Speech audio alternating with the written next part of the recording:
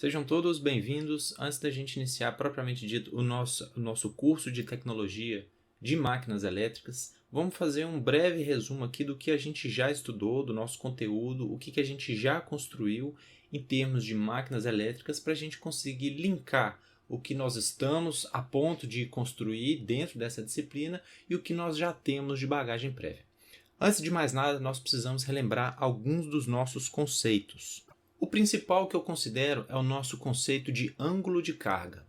Basicamente, o que a gente chama de ângulo de carga é o ângulo que se forma entre o fluxo de estator e o fluxo de rotor. Sempre, qualquer máquina elétrica, a gente vai ter a produção de torque em função da interação desses dois fluxos. O fluxo por parte do estator e o fluxo por parte do rotor. Esses dois vão ter um pico de torque a 90 graus, quando eles estiverem defasados 90 graus, e com isso a gente consegue uma aplicação de torque máxima. O que acontece com o conversor eletrônico é que quando a gente adiciona um conversor eletrônico, a gente promove que esse ângulo seja sempre constante, variando apenas a amplitude do fluxo. A gente trata isso muito quando a gente está falando de máquina síncrona. Quando a gente falava de máquina síncrona, basicamente a gente considerava ela solidamente conectada à rede, simplificávamos a resistência interna da máquina, aproximávamos ela por zero e ficamos apenas com uma reatância síncrona. Nessa condição, considerando a reatância muito maior do que a resistência, então nós temos uma parcela que é de tensão induzida, que é a que vem de dentro da máquina, e nós temos a parcela da rede, que é a que alimenta essa máquina. Uma corrente circulando IS e a nossa reatância síncrona dividindo essas duas fontes de tensão. Para quem não se lembra, a gente pode definir a potência de entrada como sendo esse circuito equivalente aqui, é o circuito equivalente por fase, ou seja, 3 vezes VAIS cosseno de φ. Tal que esse cosseno de φ aqui está relacionado ao fator de potência, já que nós estamos falando da potência ativa. Segunda simplificação que a gente faz, a gente considerava a potência mecânica muito próxima da potência de entrada, já que nós estávamos considerando aqui em cima as perdas aproximadamente zero. Podemos também sair dessa formulação e começar a trabalhar com a formulação de fasor.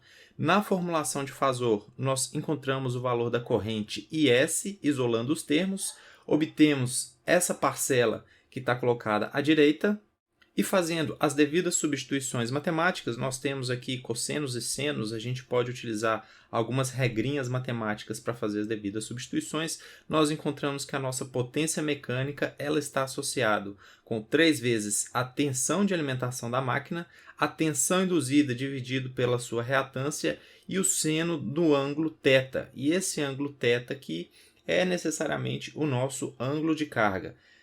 Na prática, a gente está relacionando, por esse equacionamento, esse θ seria o ângulo entre o VA e o E. No final, a gente descobre que esse é o mesmo ângulo que está sendo formado entre os fluxos de estator e o fluxo de rotor, já que o VA está associado à alimentação ao estator e o E está associado ao induzido. Maioria das vezes, isso está relacionado ao rotor. Segunda coisa importante, máquina elétrica e modelo. Em muitas situações, a gente trata a máquina elétrica por um modelo, ou seja, parâmetros concentrados, resistência e indutância. Mas uma máquina elétrica não é uma resistência e não é uma indutância. Isso é importante para que a gente tenha uma noção muito clara das diferenças, ou, na verdade, dos limites que o modelo tem. Vamos pegar 2 casos simples. Lei de Ohm. A nossa resistência ela pode ser dada pelo comprimento do nosso material, vamos colocar o nosso condutor, a bitola do nosso condutor e a área efetiva, a seção transversal que está disponível para conduzir essa corrente e a condutividade desse material. E eu faço a primeira pergunta para vocês. Esse valor de resistência, ele é constante? Ao longo de toda a vida da máquina, ao longo da operação, as diferentes condições de torque, ela se mantém constante? É claro que não. Só da gente pensar do efeito pelicular, a variação da frequência já causa uma variação nessa resistência. Então isso, de novo, é um parâmetro concentrado. É uma simplificação que a gente faz da realidade da máquina. E temos também a parcela de indutância. Já que o nosso conceito de indutância está associado à produção de fluxo em função de uma circulação de uma corrente, eu faço a mesma pergunta. A indutância numa máquina elétrica, ela é constante? ela é linear? Isso sem considerar o fato de que, ao mudar a resistência, a gente pode mudar a corrente que está circulando. Ao mudar a corrente que está circulando, a gente pode alterar, sim, os nossos valores de fluxo. E também pode ser que a gente altere o valor de indutância. Mas tem um detalhe aqui específico. Se a gente estiver utilizando nessa máquina elétrica um aço elétrico, isso significa que esse aço ele pode saturar. Existem regiões específicas no dente da máquina, que seja na carcaça, ali em cima na coroa, que pode ser que haja uma pequena saturação e ocorra sim uma variação da indutância. Então a indutância ela não é constante. Muitas vezes quem trabalha com controle trata essa indutância muitas vezes como constante. Lembrando, isso pode ser feito desde que exista a ciência de que isso é um modelo, é uma aproximação da realidade. Avançando mais aqui um pouco, outra coisa importante que a gente tem que lembrar sobre a aplicação de máquina elétrica. Primeira lei de Newton. Quem não se lembra, a primeira lei de Newton dizia que o somatório das forças tinha que ser igual a zero. Ou seja, isso também vai ser verdade para qualquer aplicação de uma máquina rotativa. Então nós temos um torque que está sendo gerado pela máquina, menos o torque que está sendo gerado pela carga. Isso obrigatoriamente vai gerar um movimento constante, a velocidade constante, a menos de uma variação de velocidade. Ou seja, se a máquina estiver acelerando ou freando, o que vai ditar esse processo, essa carga, vai ser o seu momento de inércia. Isso é importante para a gente lembrar a dinâmica de operação da máquina elétrica e principalmente os quadrantes de operação. O que faz com que uma máquina elétrica ela seja um gerador ou ela seja um motor. Vamos considerar primeiro esse exemplo que eu estou mostrando aqui na figura. De um lado nós temos o motor, do outro nós temos a carga.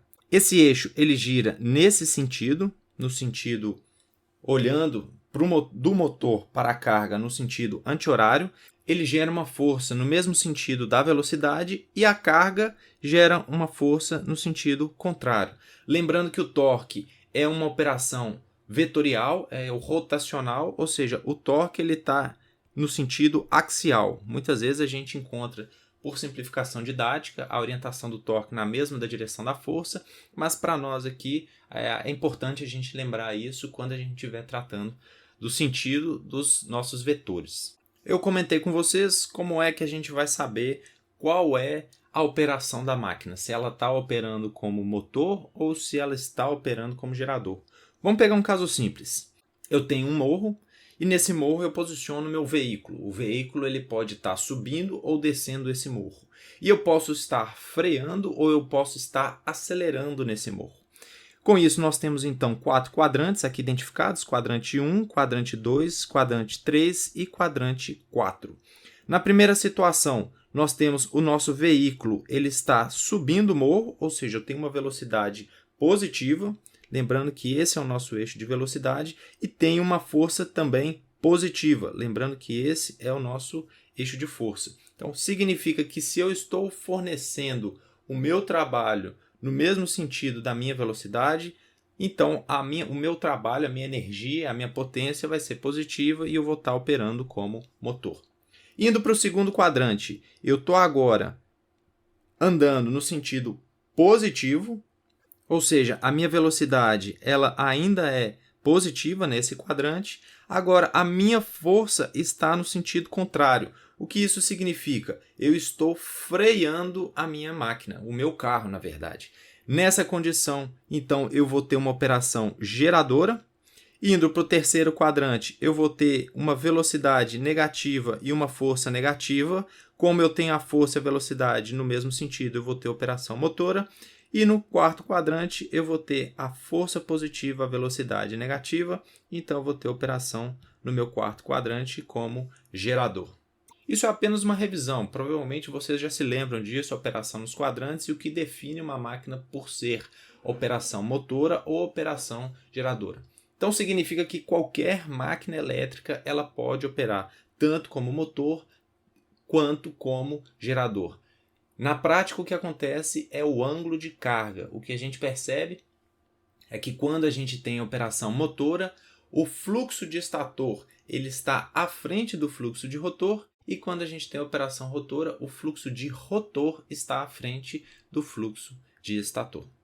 Antes da gente avançar, nós precisamos passar uma revisão rapidinha aqui para lembrar um pouco de matemática basicamente multiplicação vetorial. Basicamente, o que é um vetor? É uma grandeza ou pode ser um plano. A gente pode também identificar um plano no espaço por um vetor. Para nós, a gente vai tratar isso muitas vezes como sendo uma grandeza. Para nós, o vetor ele vai ser uma grandeza. E a grandeza significa que eu tenho direção e sentido. Essa setinha, então, seria para nós o nosso vetor. Como eu comentei, ela tem direção e sentido. A representação dela no plano pode ser por xy e no espaço ela é por x, y e z. Pode ser tanto apresentada dessa forma quanto dessa forma aqui. Isso para nós é o vetor. Muitas vezes, se vocês aprofundarem no conceito de eletromagnetismo, vocês vão perceber que o vetor ele pode ser tratado como sendo um vetor unitário, justamente só para funcionar indicando a direção e o sentido, e o valor escalar multiplicado pelo vetor unitário. Fiquem bem atentos com relação a essa notação, para que a gente possa diferenciar uma coisa da outra. Outra coisa importante, uma diferença básica entre vetor e fasor. São coisas diferentes, apesar de funcionar de uma forma bem semelhante. O vetor é algo espacial, ou seja, realmente no plano 3D, x, y, z. Já o fasor é algo temporal, ele está associado ao tempo, e nós muitas vezes indicamos ele no plano complexo com duas coordenadas, real e imaginário. Dessa forma, operação vetorial. O escalar do vetor A vezes o vetor B pode ser obtido através do módulo de A, módulo de B, cosseno do ângulo formado entre esses dois vetores. Operação rotacional entre o vetor A e o vetor B significa que eu vou ter uma direção normal, ou seja, isso aqui está relacionado ao vetor unitário que eu falei com vocês, o módulo de A, o módulo de B e o seno do ângulo formado entre esses dois. Ou seja, eu vou ter uma terceira direção agora no plano, ou seja, no plano 3D, surgiu agora um vetor normal, que vai ser o resultado desse rotacional. Por isso que eu comentei aqui atrás com vocês que o torque está na direção axial, já que ele é o resultado do produto rotacional. Já o fasor, nós temos uma representação dele do valor de pico ou do valor RMS. Fiquem atentos a isso também, dependendo da literatura, ela identifica o fasor como sendo o valor de pico ou o valor RMS. Em geral, para os engenheiros eletricistas, é o valor RMS e o ângulo que é formado desse fasor em relação ao plano. Ou seja, isso pode ser representado também pela identificação de Euler, que seria o valor de pico, a exponencial de jθ, sendo que θ está associado à minha defasagem φ e à minha frequência de operação no tempo. Então, essa é a diferença primordial entre operação vetorial e o nosso fasor. Quem quiser, eu sugiro que consulte esse livro do William, que para mim é o melhor livro de eletromagnetismo, dá uma boa revisão dos nossos conceitos aí, principalmente nessa parte matemática.